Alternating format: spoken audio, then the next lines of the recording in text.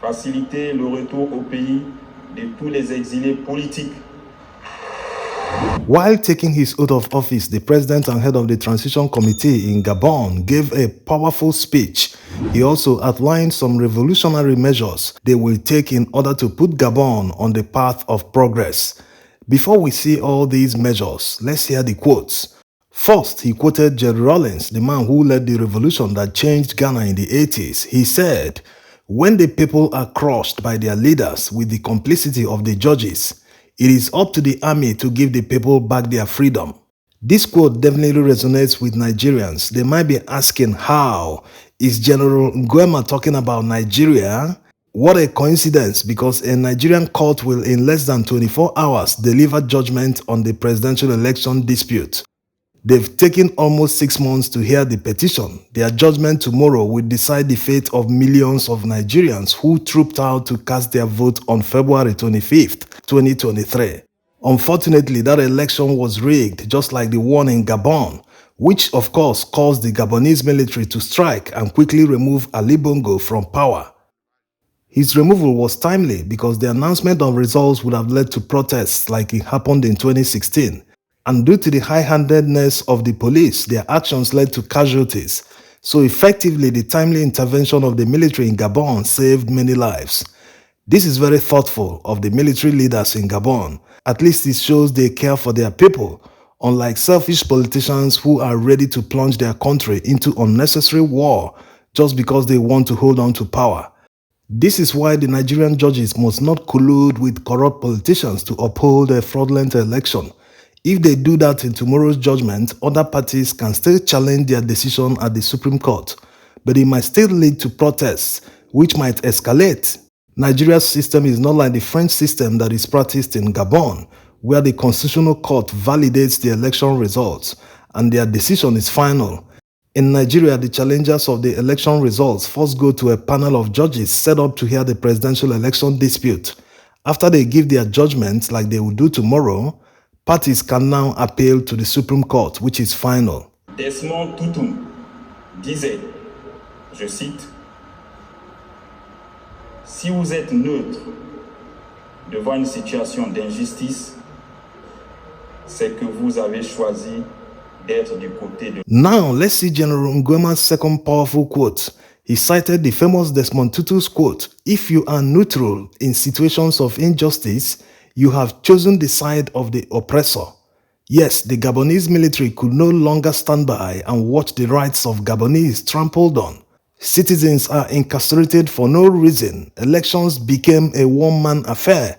One man still rigged the election and declared the results the way he wanted, and the Constitutional Court approved the illegality.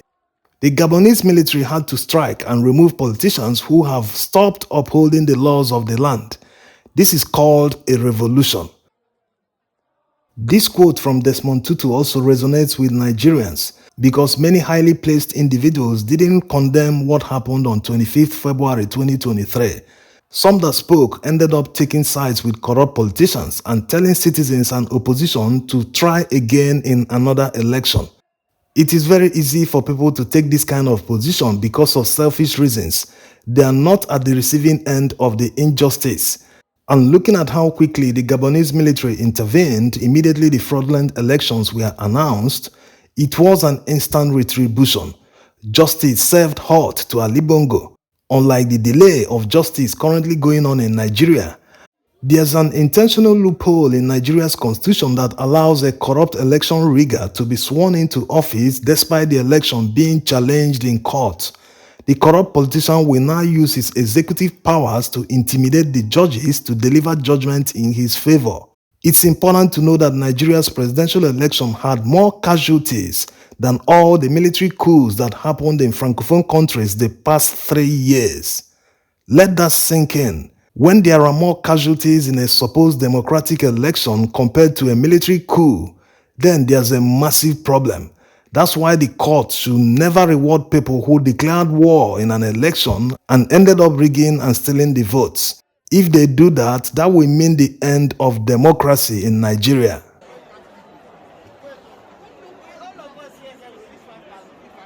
Now, let's see some of the things General Nguema pledged to quickly implement in Gabon. Let's start with the one he has done already. Freedom for this man, who is a researcher and president of a union in Gabon, definitely imprisoned by Ali Bongo. By pledging to grant amnesty to all prisoners of conscience and political prisoners, he has matched his words by actions. Revolutions bring sudden change, and this man will never forget this day. One thing that dictators share in common is the suppression of free speech.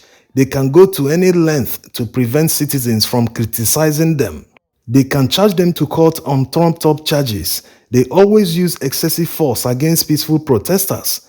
Imagine depriving citizens of basic needs and still prevent them from complaining about it, while they sit around in offices stealing the country blind. In essence, political prisoners are mostly those who couldn't go to exile to escape being imprisoned.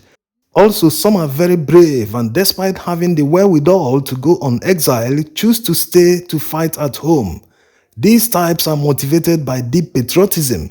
This brings us to the next one. He pledged to facilitate the return of exiled politicians. Yes, the first sign of dictatorship in any democracy is when they start arresting opposition figures on false charges to silence them, which ultimately leads them to voluntarily go on exile so that no one can silence them by sending them to prison. So the fact that Gabon, under the Bongos, practiced a strange version of democracy where free speech is not allowed is already a justification for the revolution. That's why you see citizens celebrating the military intervention. They can feel they have restored their freedom. This will definitely lead to many Gabonese in the diaspora returning to their country. People who know they have something to offer in terms of leadership, but were discouraged because of the lack of level playing field. No need contesting an election and wasting time or money when you know the election will be rigged. Next is a very important one: to improve access to education. He promised to reinstate scholarship for secondary school students. It's a no-brainer.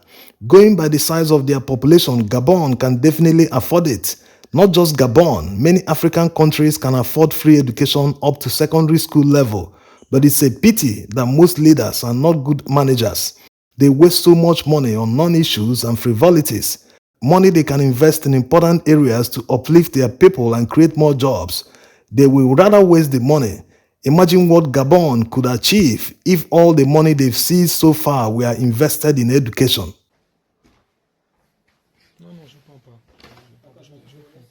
He also announced that they will fund the national economy with local partners and local financial institutions. Most African countries always run to foreign markets to issue bonds and raise money. They don't know they are growing their economy instead of their own. Why not work with local financial institutions in your own country and solve the fundamental problem that makes their lending rates very high? This will go a long way in growing their economy because lower lending rates will definitely spur more borrowing from SMEs, which will ultimately lead to more jobs for the people. Now to the big one. Nguema announced that they will revise the conditions for granting Gabonese nationality. Réviser les conditions d'attribution de la nationalité gabonaise. This one is very important to many Gabonese because some people have been granted nationality under questionable circumstances. Sometimes they don't even spend up to 1 year before being granted nationality. In the beneficiaries' countries, an African can never be granted citizenship under a year of arrival. In most European countries, the minimum is 5 years to qualify for citizenship and then go through the rigorous process of obtaining the citizenship. Some of them conduct exams for potential citizens, of which if one fails the exams that test language proficiency and other things, the person will be denied the citizenship. In other words, the 5 years minimum isn't a guarantee that citizenship will be granted. It's a pity that African leaders are not patriotic. How can foreigners have more rights than your citizens? It's unconscionable that they don't reciprocate the treatment of their people by foreign countries. If most African leaders are patriotic, they must apply equal measure. When a country adopts a set of rules against your country, you must adopt the same against them. That's how it works. Because they believe Africans do come to their countries in larger numbers compared to them, they adopt all sorts of measures. Yes, it's their right to do that, but it's also the responsibility of other countries to return the favor. These corrupt African leaders can sell their country on a platter just because they want to hide their stolen wealth in foreign countries. You see that in all their policies. It's like they are trying hard to please foreigners at the detriment of their citizens. They think that will earn them respect in foreign countries, but the reverse is the case. Respect is earned if you improve the life of your citizens and improve institutions in your own country. Foreigners will respect you. Any leader who actively works against the interest of his country is no longer a leader but a traitor. Citizens are supposed to come first. Why will citizens be patriotic when their leaders are actively trying to impress and protect the interest of foreigners? They will feel like strangers in their own land. And when one doesn't feel a sense of belonging, he can never give his 100% loyalty to his country. This is the root of all problems. When leaders alienate their citizens, it leads to unpatriotic attitudes. Some will say, I have nothing to lose.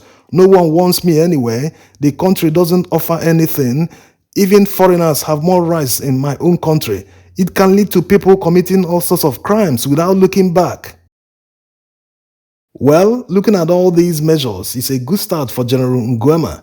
Despite having worked with Ali Bongo for quite some time and also worked with his father Umar Bongo as aide-de-camp, it's interesting that his views are progressive, and it is hoped that he continues this way to prove to fellow Africans that they really came to reset Gabon on the path of progress. Implementing revolutionary policies in Gabon shows that apart from the flawed elections, there are other institutional problems that need to be addressed. We'll be looking up to the timeline the committee will announce for a fresh, free and fair election and the referendum that will be conducted, which will allow citizens to approve amendments to the constitution. Thanks for watching.